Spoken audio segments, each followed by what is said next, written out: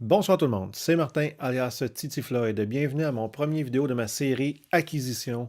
Dans cette série, je vous propose des vidéos sur mes dernières acquisitions que je vais avoir faites au niveau d'achat de jeux, que ce soit en lot ou à l'individuel. Je vais tout le temps en accumuler quelques-uns pendant peut-être une semaine ou deux, puis vous faire une vidéo peut-être hebdomadairement ou bi-hebdomadairement de mes dernières acquisitions. Donc, la vidéo de ce soir est consacrée au NES, à toutes mes dernières acquisitions du NES. Alors, on garde ça.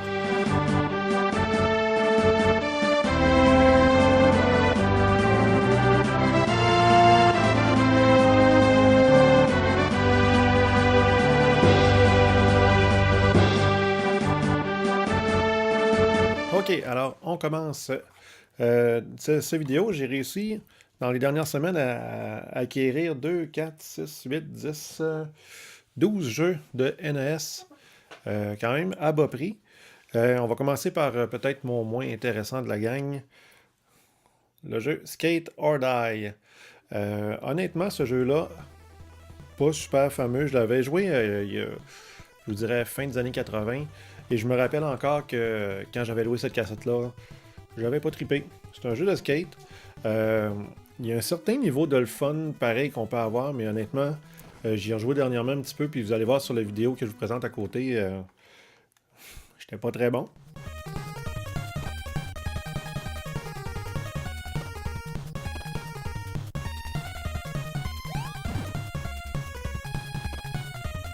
Parce que le contrôle, honnêtement, il est très difficile, mais je sais que je me rappelle que je m'étais habitué un petit peu au contrôle quand j'avais loué il y a quasiment 30 ans. Aïe aïe. Puis c'est le genre de jeu comme ça qu'il faut s'habituer au contrôle. Le jeu pardonne pas, c'est les limitations du NES. Donc, pas vraiment un très très très bon jeu, mais je suis content de l'avoir pareil. Il est pas très très rare non plus, on le voit quand même assez souvent. Jeu qui vaut peut-être entre 5 et 10 $, gros max. Fait que Skate or Die. En passant, il est fait par la compagnie Ultra Games. Pour ceux qui ne le savent pas, en 1983, il y a eu le crash des jeux vidéo. Le crash des jeux vidéo a été causé essentiellement par le fait que les développeurs sortaient beaucoup de jeux sur l'Atari 2600.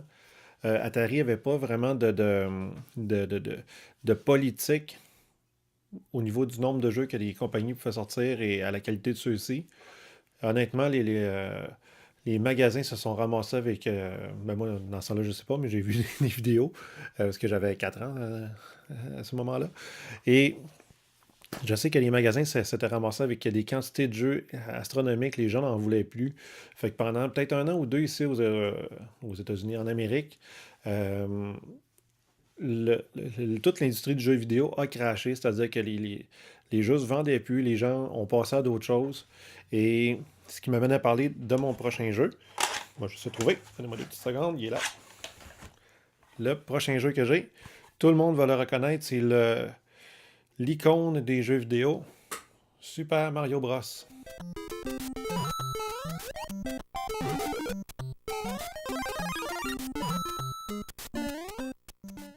Le jeu original du Nintendo NES. Et ça, ce jeu-là est sorti en 1985. Et c'est un petit peu ce qu'il y a... Ce jeu-là est à l'origine pas mal du fait que les jeux vidéo sont revenus en force en 1985 ici en Amérique. Parce qu'honnêtement, entre 1983 et 85, il n'y a plus grand-chose qui se passait dans les jeux vidéo. Il y a quand même des jeux qui sortaient de ça. L'industrie n'est pas morte à 100%, mais c'était très très très faible comme industrie. Puis, lorsque Nintendo a sorti le NES ici en Amérique, et que ce jeu-là est sorti, c'est pas mal le point tournant qui a fait en sorte que les jeux vidéo sont revenus sur la map, sont revenus sur le marché américain. Et c'est peut-être d'ailleurs grâce à ces jeux-là que je vous parle aujourd'hui de jeux vidéo, parce que on connaît la suite. Ensuite, un autre jeu que je me suis procuré, Teenage Mutant Ninja Turtle, la série très populaire dans les années 80-90. Quoi dire de ce jeu-là? Absolument rien. Non, c'est une farce.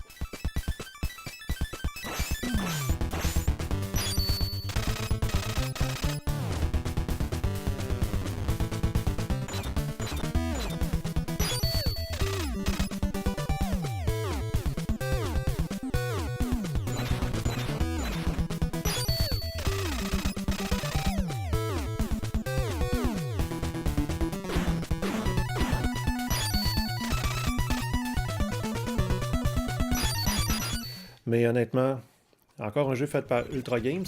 Puis tantôt, j'ai pas fini mon idée sur Ultra Games. Lorsque le marché du jeu vidéo a repris en 1985, en partie grâce à Nintendo, Nintendo ont sorti une politique. C'est pour ça que souvent, si vous voyez sur les jeux, je vais vous montrer justement sur la cassette de Mario, le petit logo. Ici, le petit logo en or qui dit... c'est comme le saut de qualité que Nintendo faisait. C'est que eux contrôlaient la qualité de chacun des jeux. Et en plus, ils avaient limité chaque compagnie par année. Ils ne pouvaient pas sortir plus que 3 jeux. Ça a été dur à dire, mais j'ai réussi.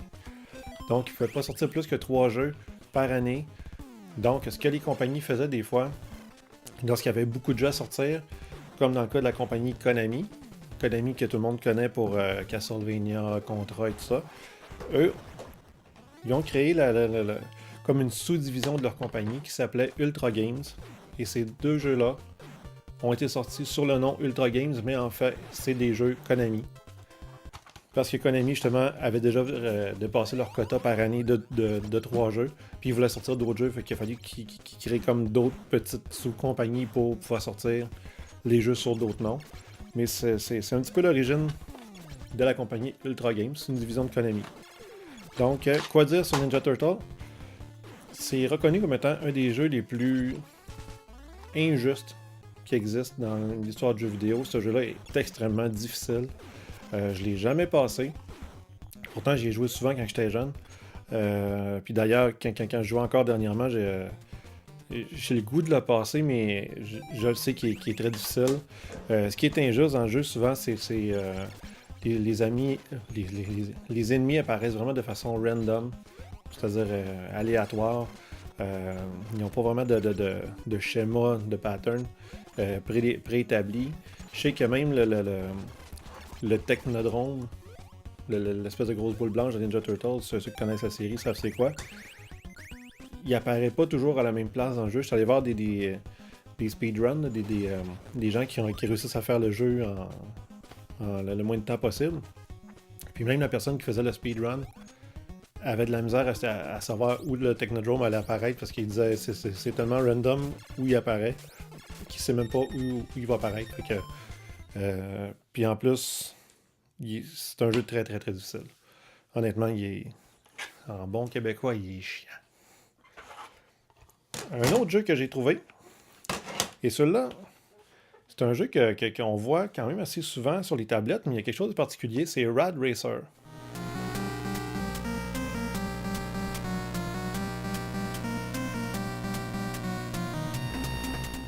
Un jeu de course.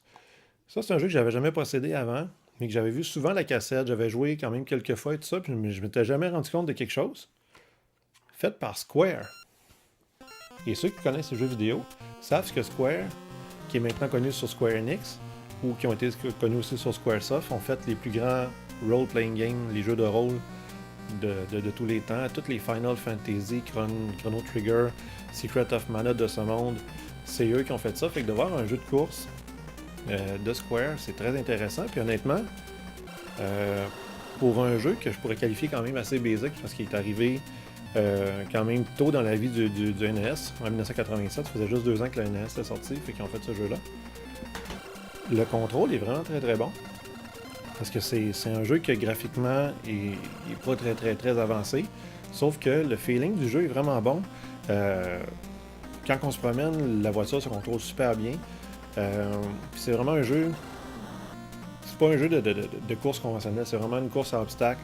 Il faut aller du point A au point B en évitant le plus possible les voitures. Les voitures, des fois, nous foncent dedans pour absolument aucune raison. La voiture, tout dépendant comment est-ce qu'on se fait frapper, des fois, elle peut juste absorber le coup, comme des fois par voler, puis faire 3-4 tonneaux. Encore une fois, c'est un jeu plus arcade. C'est pas vraiment une simulation d'auto, mais c'est vraiment arcade, c'est juste pour avoir du fun.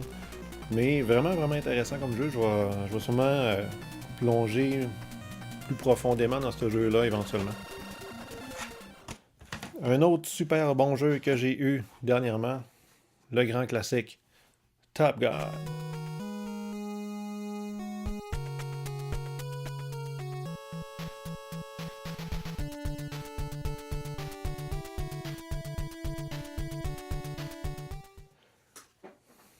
c'est pas le meilleur jeu qui existe. Honnêtement, c'est un jeu qui a été fait justement par Konami. Là, vous voyez qu'il a vraiment été sorti par Konami. C'est un jeu qui se classe un petit peu entre un jeu d'action et un jeu de simulation. C'est un jeu de jet, c'est un shooter. C'est-à-dire qu'on est dans le cockpit. Sauf que les éléments de simulation qu'ils ont mis dans ce jeu-là, c'est vraiment, au début, il faut décoller de la piste. Après ça, on fait notre mission sur les ennemis. Puis après ça, il faut aller réatterrir sur le porte-avions. Et comme vous allez voir dans la petite séquence que je vous mets, je suis pas capable d'atterrir.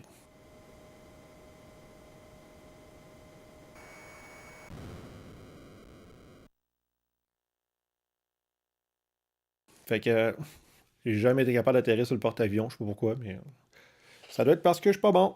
Mais honnêtement, c'est pas le meilleur jeu qui existe. Mais c'est quand même un petit jeu le fun pour un bon petit divertissement pendant quelques minutes. Là. Ça fait la job.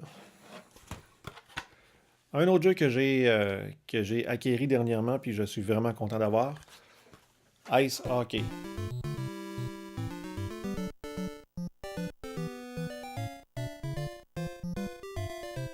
Ceux qui ont vu ma première vidéo il y a une semaine de Titi Floyd passe en mode rétro gaming, je vous ai parlé de ce jeu-là qui était super spécial pour moi, parce que c'est le premier jeu, comme je vous disais, que j'ai personnellement eu à Noël qui m'appartenait. Donc, premier jeu vidéo vraiment que je peux dire que j'ai possédé à moi personnellement, c'était celui-là. Et, petit côté le fun, parce que moi je suis comme ça, c'est ça un collectionneur, j'ai la cassette, mais j'ai également une version complète dans la boîte. Et qu'est-ce qu'il y a dans la boîte? Je vais vous montrer ça. J'ai une autre cartouche, encore une fois en excellent état, fonctionne super bien. Je vais mettre ça là-dedans. La boîte est quand même, pour un jeu qui est sorti en 1988, bientôt 30 ans, plié un petit peu, mais quand même en très très bon état. Elle se tient quand même très très bien la boîte. Puis j'ai aussi le livret d'instructions. Donc, honnêtement, c'est une belle valeur sentimentale que je suis allé me chercher là. Puis comme je vous annonçais aussi dans les dernières vidéos que j'ai faites, je vais partir bientôt une petite business de collection, mais aussi de vente ou échange de jeux. Donc, il y a assurément une de ces deux copies-là qui va être soit à vendre, soit à échanger. D'après moi, ça va être celle-là. Quoique avec celle-là, je peux aller chercher plus de valeur, mais je vais voir lequel des deux que je veux garder. Grosso modo, Ice Hockey, c'est quoi? C'est un bon jeu de hockey. Souvent sur le NES, on pense à Blade of Steel, sorti par Konami justement. Blade of Steel, c'était vraiment le jeu phare de hockey dans ce temps-là. Je pense que c'est celui qui avait obtenu le plus de succès sur le NES.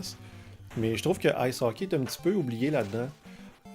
C'est sûr qu'il n'y avait pas toutes les équipes de la Ligue nationale, c'était vraiment des équipes internationales, Canada, Pologne, USA.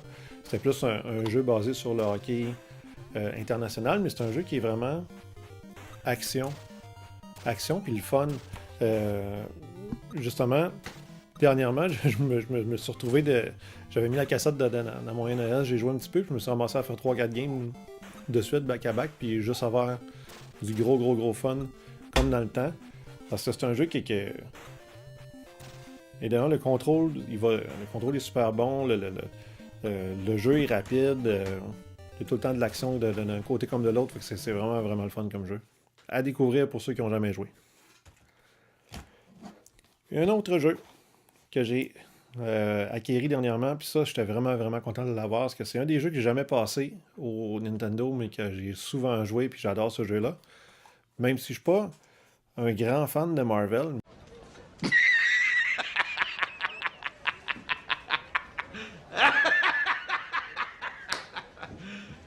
You serious? Mais c'est Batman.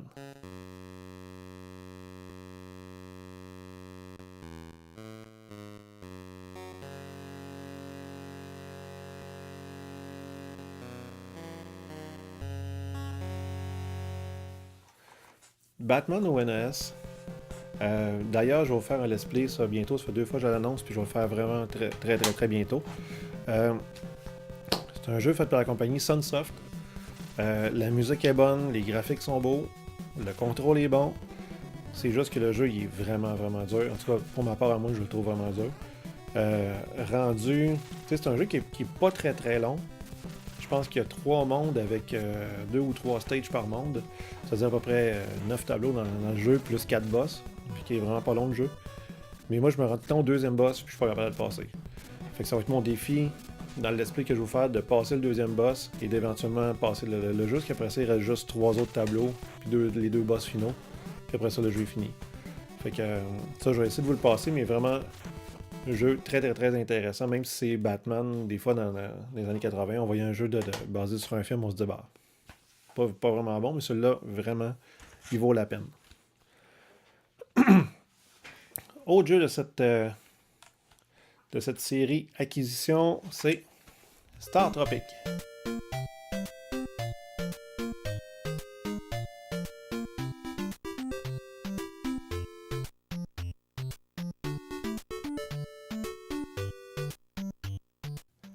Puis ça, j'étais content de l'avoir, ce jeu-là, sérieusement. C'est une des rares licences que Nintendo ont lancé, puis qui n'a pas survécu. Ce que je veux dire par là, c'est que ce jeu-là est sorti, si je me rappelle bien, en 1990, Star Tropic. Un jeu un petit peu dans le même style que Zelda. Sauf que ce qui est particulier dans celui-là, c'est que ça a été développé au Japon, mais il a été développé en pensant aux Américains, parce que Nintendo voulait vraiment bâtir un jeu dédié au marché américain ici. Donc, ils ont fait un jeu, même style un petit peu que Mario, pas que Mario, que Zelda, c'est-à-dire un jeu qu'on voit par-dessus, on se promène dans des villages, on fait des donjons et tout ça. Sauf qu'au lieu dans un monde fantaisiste comme Zelda, c'est un petit gars de tous les jours qui se promène dans des cavernes avec un yo-yo, un bat de baseball, plus des objets de tous les jours. Pour lui d'être une histoire qu'il faut sauver la princesse et tout ça, dans celui-là, il faut plus retrouver son oncle archéologue qui a été kidnappé puis on sait pas il est où. Fait que vraiment très intéressant comme jeu. Comme je dis, je l'ai jamais passé, je l'avais jamais possédé non plus. J'ai commencé à jouer un petit peu puis je suis allé voir des vidéos aussi sur internet. Honnêtement, c'est un de ceux que je vais vous faire très prochainement parce qu'il m'intéresse ce jeu-là. J'ai hâte de voir. Puis en 1994, Nintendo a sorti le deuxième, Zoda's Revenge Star Tropic 2. Jeu qui a passé pas mal sous le radar parce qu'en 1994, comme vous le devinez, le Super Nintendo avait déjà pris la place. Fait que le fait de sortir un jeu sur le NES, c'était un petit peu peine perdue. Puis en plus, ça a été le dernier jeu que Nintendo ont fait sur le NES. Et depuis ce temps-là, depuis Star Tropic 2, on n'a plus jamais rien entendu parler de cette série-là. Pourtant, ça s'annonçait très prometteur. Je me rappelle, au début des années 90, justement, moi j'étais abonné à Nintendo Power, la revue. Puis il en parlait souvent dans la revue. Ça avait de l'air vraiment le fun comme jeu. J'avais jamais joué en tant que tel. Mais on va y jouer bientôt. On va le découvrir bientôt. Une autre superbe acquisition que j'ai eue dernièrement, ça j'étais content, The Legend of Zelda. La légende de Zelda.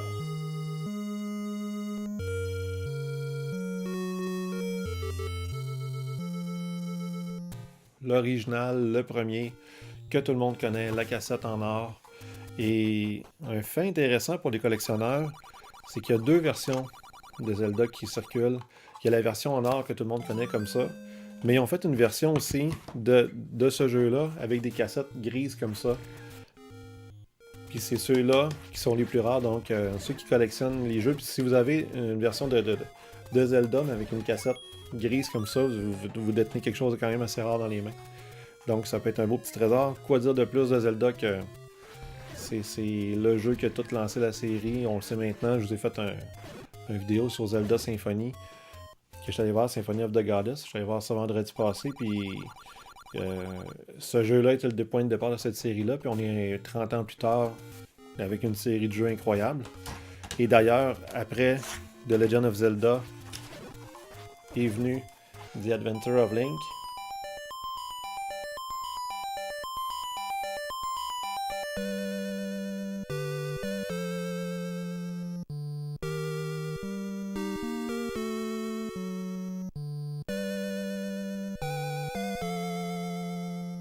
Même principe, la cassette est en or aussi. Lui, je pense aussi qu'il y a une version cassette grise qui est aussi très très rare. Mais la différence entre les deux, c'est que celui-là, le style de jeu est beaucoup plus familier, c'est-à-dire qu'on se promène avec une vue de haut, un petit peu comme Link to the Past, Link's Awakening, plein de jeux de la série sont comme ça. On fait des donjons, on ramasse des items, on bat des ennemis. Puis avec Adventure of Link, Nintendo a pris un tournant quand même assez risqué, je trouve, mais que certains fans ont aimé, d'autres moins. Moi, celui-là, il m'accroche moins, mais je veux le terminer, parce que lui, j'ai jamais terminé. Parce qu'il paraît qu'il est très très très difficile. Ils sont passés d'un jeu aventure à un jeu plus action. C'est-à-dire qu'il y a encore des éléments de jeu de rôle. Faut que notre personnage grandisse. C'est-à-dire on peut ramasser des points d'expérience puis les échanger contre de la vie, de la magie. Et aussi, je ne sais plus c'est quoi l'autre, là, mais je sais qu'il y a trois choses qu'on peut upgrader dans le jeu. Puis, c'est drôle parce que quand on se promène sur le land, c'est un petit peu comme l'ancien Zelda. Mais les ennemis apparaissent un petit peu comme dans un jeu de rôle comme Final Fantasy. Et là, ça nous amène dans un tableau 2D de gauche-droite, un petit peu comme Mario. Puis là, on attaque les ennemis vraiment de façon gauche-droite. Fait que c'est pas mal un des seuls jeux de Zelda qui est comme ça, si c'est pas le seul. Il y avait eu ceux sur le Philips CDI, une autre console obscure des années 90. Il y avait eu 3 Zelda là-dessus, dont 2 qui étaient de côté comme ça, mais j'en parlerai pas parce que c'est les pires jeux de l'histoire. Ceux qui connaissent les jeux le savent. Ça vaut même pas la peine d'en parler. Mais comme je vous dis, 2 jeux que j'étais content d'acquérir dernièrement. Et le dernier, et non le moindre, je pense que c'est ma plus belle acquisition pour l'instant. Tout le monde reconnaît Super Mario Bros 3.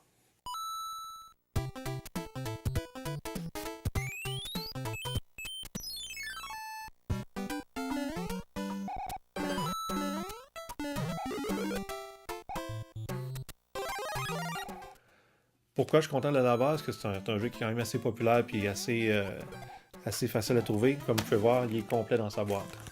Et ça, c'est assez rare aussi. La cassette en parfait état. Pas grand défaut là-dessus. Le livret est un petit peu magané, mais honnêtement, je suis content d'avoir le livret original, même si les pages commencent à se détacher un petit peu, mais tout le livret est là, toutes les pages sont là, il est en couleur. Vraiment le vrai livret de 1980, je ne vais pas vous dire de niaiserie, 1990. Donc, 27 ans, ce jeu-là. J'ai le petit protecteur, la boîte, tout. La boîte est un petit peu plus maganée que celle de Ice Hockey, mais quand même très très belle aussi. Donc, ça, j'étais content d'attraper cette prise-là. Parce que je vois souvent la cassette partout, mais voir le jeu complet dans sa boîte comme ça, on le voit pas souvent. Puis, fait intéressant, ce jeu-là aussi a été sorti par Mattel, que tout le monde connaît pour les jouets Barbie et tout ça. Fait que c'était bizarre de voir un jeu Nintendo qui a été, comme je dirais, coproduit par Mattel aussi. Fait que c'est... Puis ça, Mario, tout le monde connaît le jeu. Après Mario 1, il y avait eu Mario 2 qui... Ceux qui connaissent un petit peu l'histoire des Mario, Mario 2 qu'on a eu ici en Amérique, celui sur lequel on fait tirer des légumes sur les méchants. En réalité, c'était pas un vrai Mario, c'est juste que le vrai Mario, c'est celui qu'il y a dans Mario All-Star, le Lost Levels, qui était pareil comme le premier, mais beaucoup, beaucoup plus difficile. Et Nintendo ont pris une décision en 88 de ne pas le lancer ici en Amérique parce qu'ils pensaient que justement, vu que le marché reprenait après le crash, ça faisait 2-3 ans que le crash avait eu lieu, ils ne voulaient pas prendre trop de décisions qui auraient pu recréer un autre crash ou faire partir l'intérêt des joueurs. Donc, ils ont décidé de prendre un Mario plus beau, plus coloré que le vrai Mario 2 qui est sorti seulement au Japon. Et c'est pour ça qu'ils ont changé le jeu Doki Doki Panic en Mario Bros 2 qu'on connaît nous ici. C'est pour ça que le jeu feel un petit peu plus différent. Puis quand on tombe après ça à Mario 3, on retrouve vraiment les racines de Mario Bros 1. C'est pour ça que Mario Bros 2 est si différent que ça. Mais ça, je vous conseille d'aller voir. Il y a une vidéo sur YouTube qui s'appelle sur la chaîne de Gaming Historian. Puis il y a toute l'histoire de Mario Bros 2. Donc ceux qui veulent savoir d'où c'est parti, puis qui a eu l'idée de faire ça, tout est expliqué là-dedans. C'est vraiment une vidéo très intéressante. En passant de Gaming Historian, sa chaîne est très intéressante. Très intéressante comme chaîne. Il y a du beau contenu recherché. Les vidéos sont longues. Beaucoup de sujets qui abordent très variés, que ce soit du Nintendo ou d'autres consoles. Fait que j'écoute ça souvent, moi. Fait que très le fun. Donc, c'était mes acquisitions. Mes dernières acquisitions du NES que j'ai eues. Je vais vous faire une autre vidéo bientôt sur celle que j'ai eue du Genesis. J'en ai plein là. Fait que je vous montrerai ça très bientôt sur ma chaîne. Donc, sur ça, je vous dis, si vous aimez le genre de vidéo que je fais, laissez un commentaire, abonnez-vous. Puis les commentaires, vous pouvez me donner des suggestions ou des trucs que je fais pas bien pour m'améliorer, n'importe quoi. Donc, c'est une chaîne très friendly. Comme j'ai déjà dit, c'est une chaîne Titi Floyd Gaming qui est que je veux vraiment garder social. C'est-à-dire que je veux que les gens s'impliquent aussi, tout ça. C'est pas une chaîne qui veut prouver quoi que ce soit. C'est juste que moi, je fais ça pour un hobby. J'aime ça. J'aime collectionner les jeux. J'aime jouer à des jeux. Fait que je veux juste partager ma passion. Donc, comme je dis, bientôt, une vidéo sur le Genesis, mes acquisitions Genesis. Et aussi, je vais vous faire des let's play de certains jeux de NES que je veux faire. Donc, sur ce, bonne soirée. Bye tout le monde.